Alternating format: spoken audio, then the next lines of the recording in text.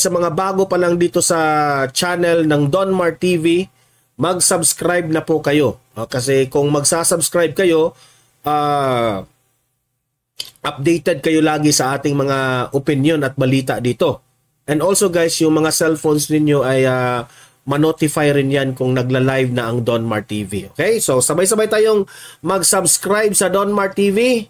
1, 2, 3, go! Nakasubscribe na ba lahat? Yung future ng sistema ng politika dito sa Pilipinas, kaya it seems to me, the stories that I've heard about martial law and oppression is synonymous with the Marcos family name.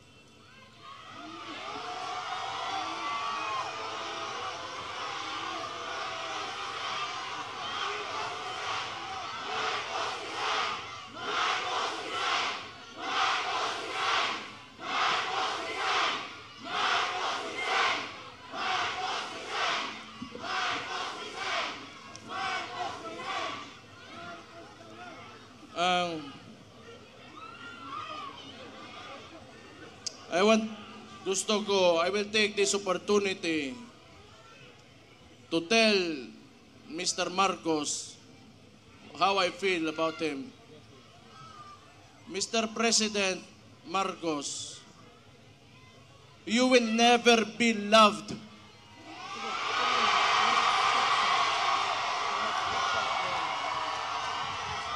Especially to us who are calling out Rudy Duterte's name, you will never be loved, Mr. Marcos.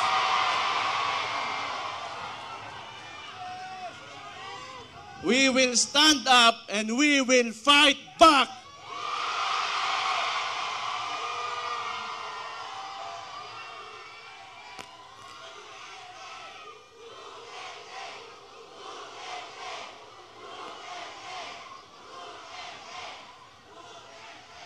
Administrasyon ni Marcos o si Bongbong Marcos mismo, binigay niya sa ICC, murag wala lang, ing ato na lang, murag walay nahimo ang atong pinalanggang amahan diri sa Tundak Bayan. Kibaw mo, di ko matingala gyud, tinuod lang. Di ko matingala. Nganong ingon ani karon? Kay because Rudy Duterte stood up for every tanang mga traditional politicians di nila gusto nga kausaban aning nasura ni. Una, along aning with Marcos o kani mga uban dering mga bagagnaw ng mga politiko. Di nila gusto nga naa ng Rudy Duterte diha kay mabulilyaso ang ilang mga dola sa gobyerno.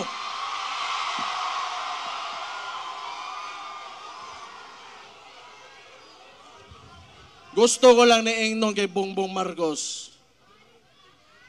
Aside you not being loved by the people, all you have is the government's resources and your term.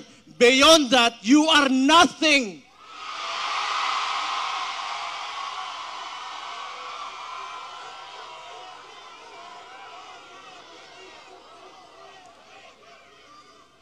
Kalimot uro yung kita'y nagtabang sa iya makalingkod sa diha karon siyang ginalingkuran.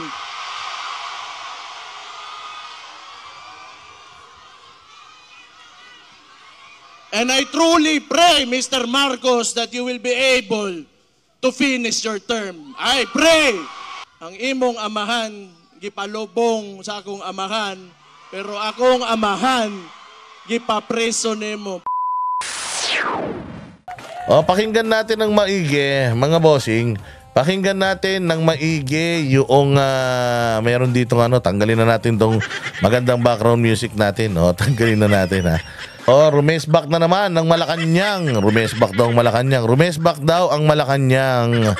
sa mga patutsyada ni Baste at pakinggan natin ang sasabihin ng tanga-tanga na abogado pa man din pero walang utak.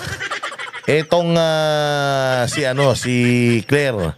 Before ko simulan ito, meron tayong isang malaking malaking the government. Balitang-balita po na umatras ang ating Solicitor General na si Menardo Guevara sa pagtatanggol sa gobyerno doon sa yung sa hinain ni Attorney Torion na TRO para kay Pangulong Duterte at saka kay Senator Bato de la Rosa diyan sa Supreme Court. Yan po yung pagsiset po ng jurisdiction at yun pong ating pakikiisa dyan sa ICC. According to Menardo Guevara, siya po ay hindi makikilahok, hindi sasagot dahil very firm siya. Siya po ay naniniwala na wala talagang jurisdiction ang ICC sa atin. So, therefore, hindi na siya ang mag-aabogado sa gobyerno patungkol sa sagot doon sa motion o petition ni Attorney Torion.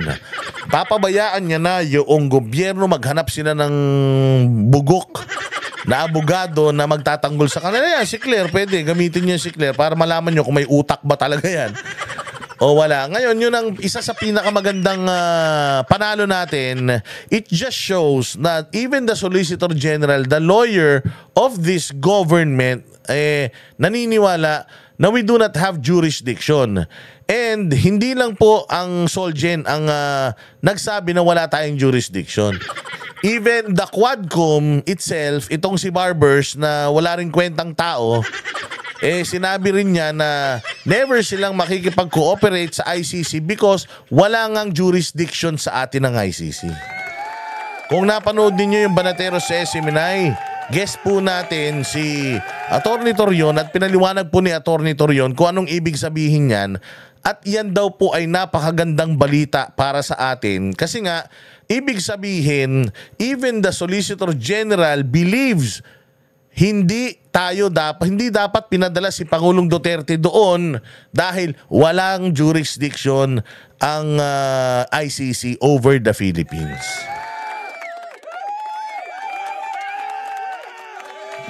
Ayun na, Solgen na nagsalita. Mas magaling naman yung Solgen siguro kaysa dun sa spokesperson, no? Pero yun dun sa USEC, sa PCO, no? Sigurado ako mas magaling naman tong Solgen dahil ang pinagbabasihan nga nito yung Rome Statute.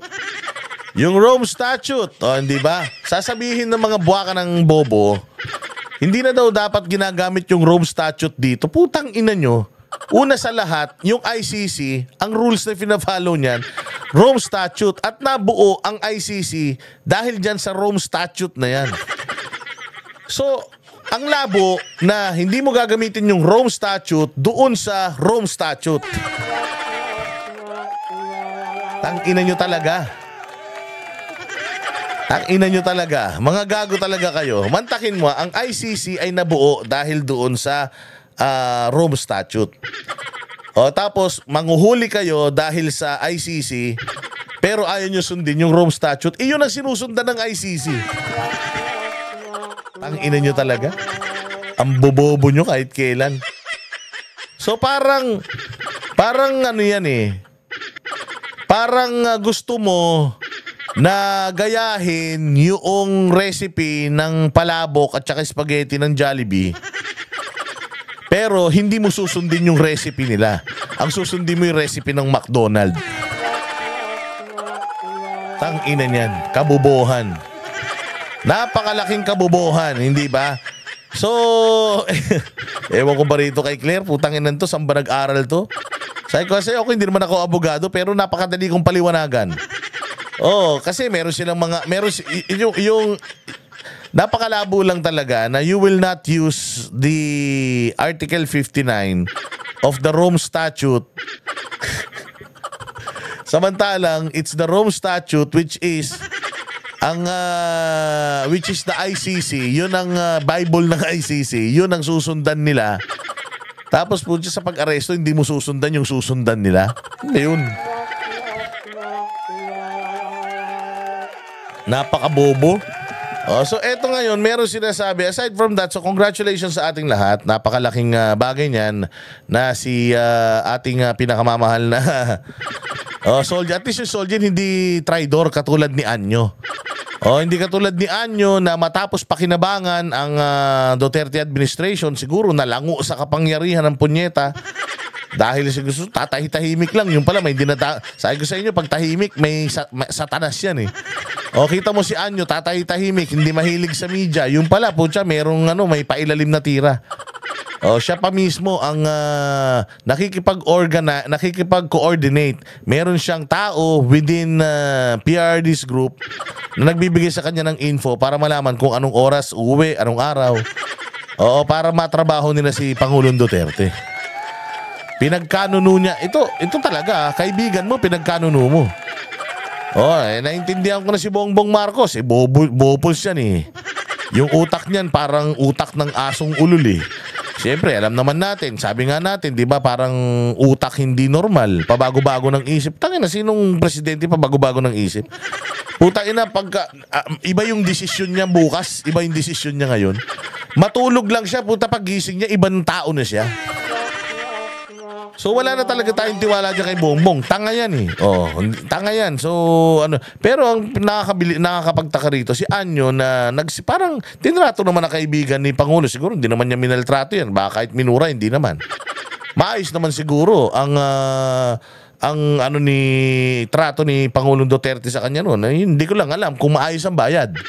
Kasi kung maayos nga trato mo, hindi naman maayos ang bayad mo, ayun lang, akala natin matinong tao, yung pala hindi. Kayang masasabi niya sa kanyang pamilya na putang ina, kaibigan mo yan kumpare mo yan kasama mo yan binigyan ka ng break niyan, nagtiwala sa iyo yan ba't ginanon mo? Ano kayang sasagot ni ni Anyo? Hindi kasi sumusunod lang tayo sa batas. Pukinang ina niyan. Batas? Wala sa batas natin yan. Nakalagay nga dun sa ito si Claire Castro, meron siyang binabasang article. May binabasa siyang batas pero pinuputol niya, hindi niya binabasa yung dulo. Doon sa batas daw na sinasite niya, nakalagay daw doon na depende, it applies, depende sa inyo, depende sa batas. Diyan sa bansa nyo, ganun. Hindi niya binabasa yun. Kasi pag binasa niya yung part na yun, putangina, mahuhuli sila. Siyempre, magsisinungaling ka, yun lang pabor sa'yo yung babasahin mo. Yung iba, hindi na. Ito, pakinggan natin itong balitang to. Kanyang kay Davao City Mayor Baste Duterte, matapos itong tawaging walang utang na loob si Pangulong Bongbong Marcos. Nasa frontline ng balitang yan, si Maricel Halili. Sige, sa lahat, may utang na loob si Bongbong? May utang na loob si Bongbong? Ang sinasabi dito, Claire, malinaw ang sinasabi inuuna mo pa kasi mag-ayos ng itsura mo kaysa nung utak mo eh. Ang sinasabi dito ni Baste, putang ina, maiyak ka naman. Ang tatay ko, pinalibing ang tatay mo, tas yung tatay ko pinakulong mo. Mahiya ka naman. Tingnan nyo kung anong sasabihin nito. Anong sasabihin niya? Mr. President Marcos, you will never be loved.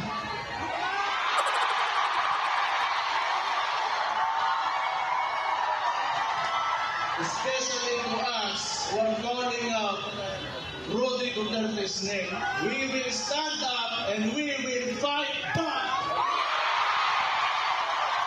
Yon, mabigat sinabi. You will never be loved. Parang hindi kita mahal. Kahit na anong gawin mo, pagbigay ka ng ayuda, kahit na putang ina mag-alamano ka dyan, magdubidap-dap ka magdamag, hindi ka namin mamahalin. Bakit? Putang ina. Ang dami mong ang dami mong kabahuan. Una sa lahat ini-issue kang bangag. Putang ina, napakasimple lang naman eh. Magpa-drug test ka lang, tapos ang usapan. Pero putang, hindi mo ginagawa. Bakit? Ba't di mo kaya magpa-drug test? Anak ng tinapay yan. Yung mga gwardya may drug test, police may drug test, militar may drug test. Kukuha ka ng driver's license, may drug test. Ay na, ikaw, presidente ka ng Pilipinas, ba't di ka magpa-drug test? Kung talagang totoo yung laban mo sa illegal na droga, unless yung gusto mo talagang dumami illegal na droga, nagkalat yung mga nagpi-Facebook, nagsasabu, ang dami. Utay na, meron sa walang bubong, meron sa siwang, kitang-kita mo, nagsasabu, parang casual lang. Bumalik na naman sa dati, Bongbong, puta, hindi ka ba nahihiya sa sarili mo?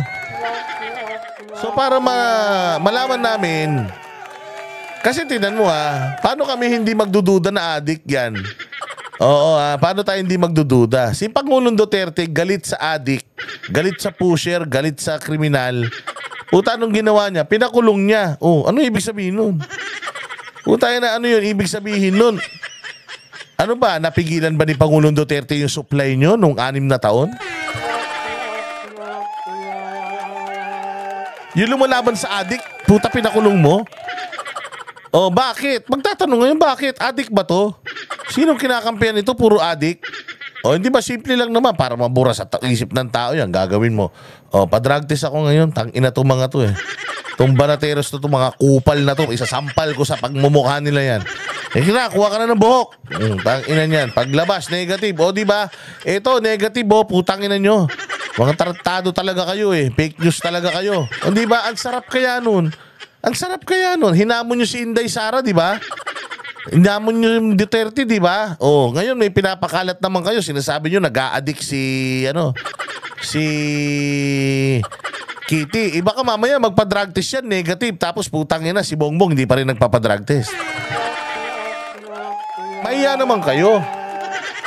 Mahiya naman kayo. O kayo mga tagapagtanggol ni Bongbong, mahiya naman kayo. O ang dami yung pinaparatangan na addict puta ina, eto tagal-tagal na pinaparatangan, hindi mo mapatunayan na hindi siya addict. Lahat nagpa-drug test na, si Pulong, si Baste, si Inday nagpa-drug test na. Tangina, yung amo nyo hindi pa. Sige, diretso.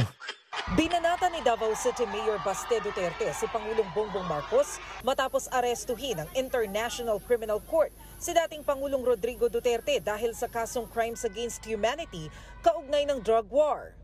Sa pagdiriwang ng ika-88 araw ng Davao nitong linggo, tila sinumbatan pa niya si Pangulong Bongbong Marcos. Susumbatan mo talaga.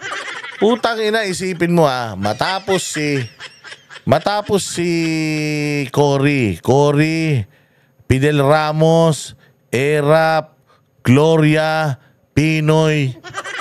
Tangina, ang tagal na nasa frigider niyan. Di ba? Anong sabi ni Pangulong Duterte? This issue has been dividing us for how many decades? It has to end. It has to stop. Pagalitan nyo ako, magalit kayo, bahala kayo. Pero para sa bayan, we have to end this. Ipakulong na natin yan. Ipalibing na natin yan para wala nang problema. And I hope this will be the start of uniting the people. Di ba? Tuwan-tuwa pa ang mga putang ina. Kesyo, tuwan-tuwa ang mga gago. Meron pa silang mga napakaraming magagandang sinasabi kay Pangulong Duterte kahit kinu-crucify si Duterte ng mga dilawan. Gusto pa nga ipahukay ng mga dilawan yan nun Ba't kaya ngayon ayaw na nilang ipahukay yan? Magkakakampi na sila. Tangina, mga hunyango. Mga hunyangot, mga dublikara ang mga pompyang, sige, diretso. Pagpapalibing ni Duterte kay dating Pangulong Ferdinand Marcos. Tingnan nyo mga itsura nyo yan. Putang ina, sa sobrang daming galit sa inyo, walang pumunta. Kayo-kayo lang, mga hinayupa kayo. Hindi ba? Sa sarap ng mga nyo dyan, puta, nakasaludo ka pa, Putang ina niya, para kayong mga ulul niya, di ba? Bati-bati kayo lahat doon. Dahil sa kapangyarihan, tinan mo ngayon, magkakaaway na kayo. Marcos Sr. sa libingan ng mga bayani.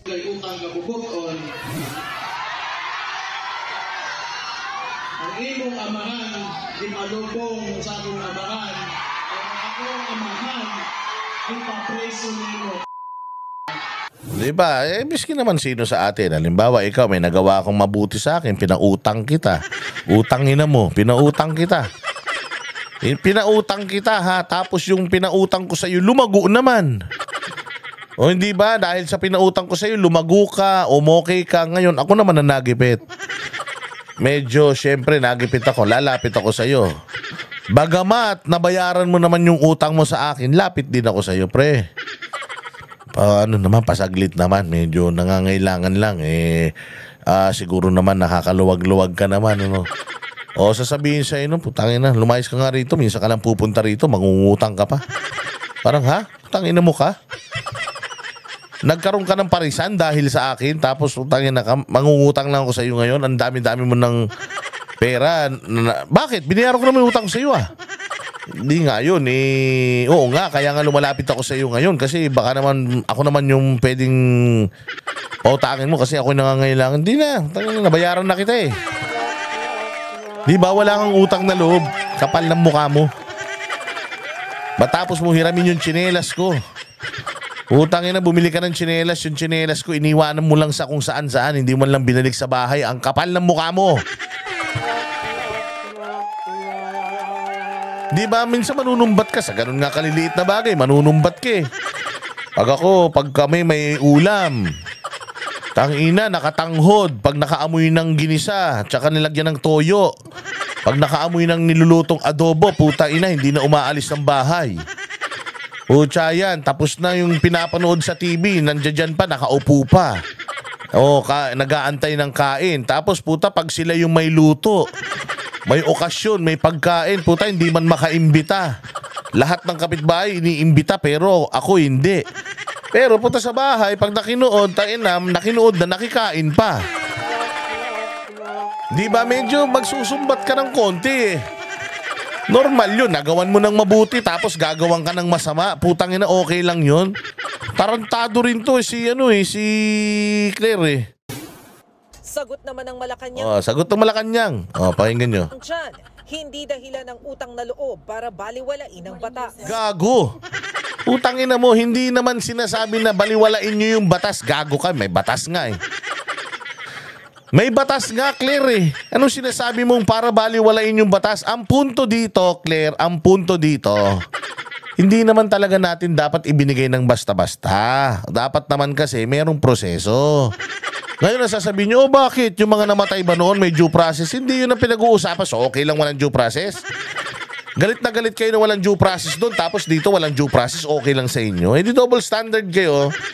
Dapat kung may due process ang hinihingi nyo doon, dito kay Pangulo, due process. I-push natin yung due process. Yung due process na yan para sa lahat, hindi para doon sa pabor lang sa'yo. O hindi ba, ano yung due process? Nakalagay nga doon sa Rome Statute o Article 59, nandun doon, isa-isa yan. O hindi ba na kailangan na humarap siya doon sa bansa niya. Tapos, ang proper na sistema, extradition. Mula dito sa Pilipinas, ihihiring dito. Lahat ng mga legal remedies, i-exhaust noong nasasangkot.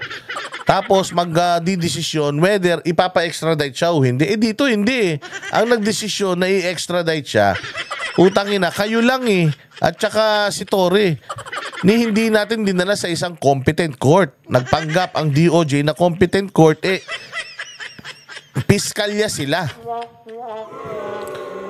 So hindi itong usapin na to, Claire, usapin ito ng yung dalawang pamilya na may nagawa sa isa't isa. Ikaw putangina mo, wala kang alam.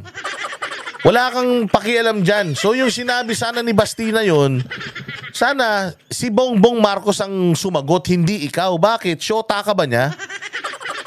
Sinisip-sip mo ba yung tumbong ni Marcos, yung tae ni Marcos araw-araw para ikaw ang sumagot ng mga patutsyada sa kanya? Sino ba sinabi ni Basti doon?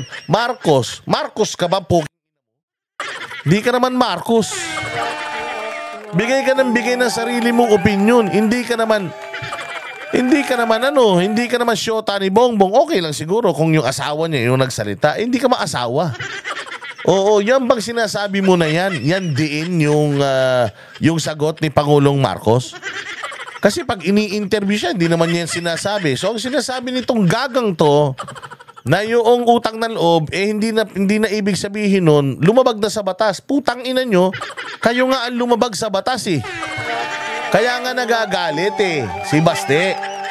Kasi nakatulong na yung pamilya nila sa inyo, tapos kayo ang ginawa nyo, tinraidor nyo pa. Wala sa proseso yung ginawa ninyo, pera ng taong bayan yung ginamit ninyo, eroplano ng Pilipinas, pinapunta nyo rin yung tao ng puta hindi naman malinaw. Ni hindi pa natin nasisettle mismo dito sa atin. Tapos sinasabi mo, hindi po dapat na dahil lang kaibigan o dahil naging kasama, hindi na po tutuparin ang batas at tatraidorin na po ang konstitusyon. tinraidorin nyo nga kababayan nyo eh, gago. Tatraidorin ng konstitusyon. Kayo nga ang tumraidor sa konstitusyon eh. Tanginan to, inutil. Kaya nga sila nagagalit kasi kung tama naman yung sistema at proseso, putang ina si Duterte magpapakulong naman sa Pilipinas eh. Bakit nyo pa dinala doon? Hindi nyo ba kaya dito? Ayaw, sa sobrang galing ng mga Duterte, gusto nyo mawala sila sa paningin nyo? Dapat dito nyo ipakulong kung talagang magaling kayo, kompleto yung mga kaso ninyo, ebidensya nyo, dapat dito kayo magpakulong, hindi sa ibang bansa. Tangin na yung konstitusyon natin dito, hindi nyo sinunod eh. Tapos sinasabi, ano, konstitusyon ba ng ibang bansa ay sinunod nyo? Inutil ang putang ina nito. Abogado pa naman, tapos puta ginagamit mo ang batas. Hindi nga tama yung paggamit nyo ng batas eh. Kaya nga yung kasimple-simple ng tanong ko eh. Tingnan mo ha. Even the Solicitor General. Ha, Claire? Ha? Hoy. Even yung abogado ng gobyerno, which is the Solicitor General, umiwas siya, ayaw niya. Naghugas kamay siya. Bakit? Walang jurisdiction ng ICC dito sa atin. Anong gaga ka sinasabi mong batas? Inutil ka. Ang ina yan ang sinasabi ko eh. Kapag kumakain ka ng tae ng mga Marcos, ganito ang mangyayari sa'yo. Para ka ng zombie. Kahit mali, putang ina gagawin mong tama, puta napakasinungaling nyo. Nuknukan kayo ng sinungaling. Kailan lang sinasabi nyo, hindi kayo in any shape or form. Hindi kayo makikipag-cooperate tapos ngayon isinasite mo yung batas. Anong batas? Basahin mo ng buo. Pag nag-cite ka ng batas, putol eh. Basahin mo yung dulo. Dahil lamang sa utang na loob. Dagdag pa ni Palace Press Officer Undersecretary Claire Castro, kinikilala ni Pangulong Marcos ang ginawa ni Duterte para sa kanyang ama. Sa katunayan, agad daw nagpasalamat si Marcos nang ilabas ni Duterte ang desisyon niya tungkol dito. Sabi rin ni Castro. Oo nga, nagpasalamat nga. Walang problema ron. Oo, ito lang naman. Ito lang naman, Castro, nagpasalamat. O, marami, ang dami naming mga kuhang ganun. Ang dami mga screenshot na mga sila mismo yung nagsasabi na best friend forever. Na walang atrasan, walang iwanan. Di ba? Sila nagsasabi nun, gago. Putangin na mo, sinungaling yung amo mo eh. Lahat ng sinabi, hindi nagkatotoo eh. Tapos sisisi mo pa sa amin. Dahil basta sinasabi ito ni Mayor Baste Duterte ng tanong ng utang na loob, ito po ba yung ginamit kaya ng dating Pangulong Duterte nung i-appoint niya Jesus! O sige. ang isang Chinese national na si Michael Yang bilang kanyang economic advisor? Oh, anong problema? Ha, Claire, anong problema kung hinire ni Pangulong Duterte si Michael Yang? Anong problema? May kaso ba si Michael Yang? Na convicted ba si Michael Yang? Hindi, di ba? Ang tanong ko sa iyo ngayon, nasan na si Michael Ma? Di ba si Michael Ma, yung sinasabing business partner ni Lisa Araneta, na di umano ay hoarder at smuggler ng sibuyas at mga agriculture products? Ayun ang sagutin mo kaya? Yun, hindi lang utang na loob ha. Yung opisina ni Michael Ma at saka yung opisina ni Lisa, iisa. Tapos, yung Michael Ma na yun, hanggang ngayon, hindi pa natin nakikita ni Anino nun. Samantalang, lumabas na yung mga pangalan nun, konektado sa pamilya Marcos, smuggler. Utang ina nyo yung mga gawain nyo, ang hilig nyo kasing itapon sa iba eh. Mas marami kayong baho, ang hilig-hilig nyong manilip ng baho na wala naman talaga. Si Michael Yang na yan, kahit magsaliksik kang inutil ka, walang kasong isinampa sa kanya. Wala. Meron ba? Di ba sinasabi nga ni Pangulong Duterte, inopen up yan sa Congress. Anong sabi ni Pangulo? Yung Michael Ma, as far as I know, matinong tao yan. Putang ina. Drug lord yan. Buhay pa. Puta, hindi drug lord yan. Kasi kung drug lord yan, patay na yan. Pero buhay pa, nakakapag-transact pa sa gobyerno ngayon, putang ina. Ibig sabihin, hindi drug lord yan. Walang kaso, hindi kayo nagsampa ng kaso. Kahit kasi Pangulong Duterte, walang kaso sa Pilipinas eh. Ang galing mo lang chumismis, ang galing mo lang gumawa ng ng charot. Pero putang ina, malayo doon sa issue. Ang issue dito, tinrider nyo yung sarili nyong kababayan. Patutunayan natin mamaya kung gaano kayo kabobo. Kung gaano kayo katraidor. Sige. Sa kabila nito, aminado ang malaki. So, ay naano niya, yung utang na loob, kaya ba niya hinire si Michael Ma? Oh, bakit? Sumablay ba ekonomiya nung si Pangulong Duterte? Nangurakot ba si Pangulong Duterte? Tsaka si Michael Ma? Wala naman, di ba? Kung meron man, may napatunayan kayo? Naisampan nyo yung kaso? Wala naman. Eh, ba't sinasite mo yun? Pero dito, sa issue ng si Michael Ma pala, Michael Yang pala yung kay Duterte. Si Michael Yang yung kay Duterte, itong kay Michael Ma, yun ang hinahanap natin kung nasa ni Michael Ma. O, hindi ba kasama pa ng pamilya nila sa pag-travel abroad? O, nasa na yun? O, di umano, smuggler yun. Konektado sa kanila. Kaya nyo ba, no? Dahil ba sa utang na loob, kaya hinire nyo yan? O tinatago nyo yan? Hindi umano, ha? Malaking issue to dati. Napakalaking issue na nito noon. Ang dami nang nag-ano dyan, nagsanga-sanga. O, tapos, malaki ba utang na loob ni Bongbong Marcos sa pinsan niya? Na si Romualdez. Balita ko, si Romualdez, meron daw yung kaso sa Amerika na napatunayang nakialam siya sa Okada dito sa Pilipinas. Hindi ba yan yung mga kaso, mga issue na putang ina, hindi nyo masagot-sagot? Tapos, putang ina niyan, sisilipin mo si Michael Yang na kahit isang kaso, wala man lang. Anak ng tinapay ka, Claire, halatang-halatang aso ka. O, halatang-halatang nandiyan ka para kumagat lang, pero putay na, palpak ka pa rin. Kanyang na nag-aalala rin sila sa mataas na emosyon ng mga taga-suporta ni Duterte sa Davao.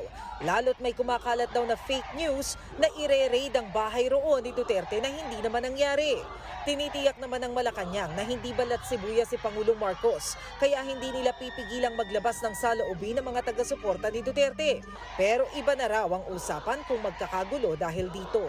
Kapag ka po, nandun na po yung elemento ng inciting to sedition, which is, of course, without any tumultuous uprising, but they are encouraging people to sow hatred. So, hatred. Napakatanga ng putang inan to. Tanungin kita, bakit lumabas ang tao? Bakit ang daming tao sa Davao? Naintindihan natin Davao. Pero wag na yung Davao. Ba't ang daming tao sa liwasan ng weekend? Ba't ang daming mga Pilipinong galit na galit sa ibang bansa? Sa Hague, sa Korea, sa Japan, sa Amerika, sa Australia, sa somewhere in Belgium. Di nandun. Dito sa mga Mindanao, sa Sulu, Marawi, Cebu, ang daming mga nagpakita ng kanilang suporta sa Pangulong Duterte at lumabas. At lahat sila minumura si Bongbong. Sino ngayon ang nagsuso ng hatred? Si Bongbong. Gumawa siya ng kagaguhan na ikinagagalit ng masang Pilipino. Ngayon, ang issue ninyo, kapag meron ng inciting to sedition, kapag ang isang tao ay nagsuso ng hatred, tanga, yung galit nga ng tao, ang pinagmulan yung amo mo. Dapat ipakulong mo yung amo mo para hindi nagagalit yung mga tao. Ano pa? To the government? To the president? Then, So puta, uutusan namin yung tao na magalit kay Bongbong. Puta ina. The fact na humihinga si Bongbong araw-araw. The fact na gumigising yan araw-araw. Puta, gumising yan para bisitin ng taong bayan.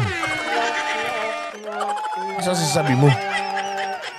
Magagalit ba tao sa kanya kung cute siya?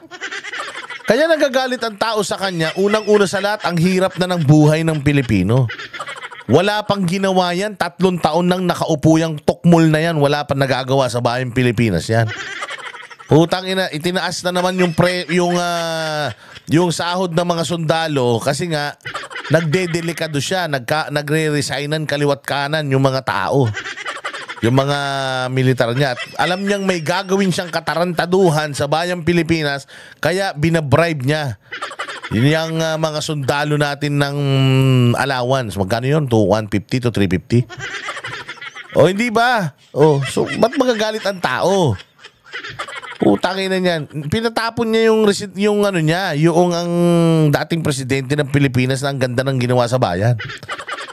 Kasi sabi ko nga sa inyo, Joe Biden hated Donald Trump so much, pero hindi siya isinuko ni Donald Trump ay ni Joe Biden sa ICC. Kahit na meron siyang warrant sa ICC. Etong si tawag diyan si Vladimir Putin. Oh, hanggang ngayon hindi pa din. At hindi sila pumapayag. Same goes with Iran. With Israel. Hindi rin sila pumapayag. And so on and so forth.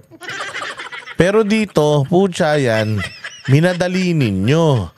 Hindi kayo dumaan sa proseso. Kinidnap nyo yung tao mula Hong Kong papunta ng Pilipinas, from Pilipinas. Sinakay nyo sa eroplano without any due process, without his counsel, depriving him of his medicine, depriving him of winter clothing.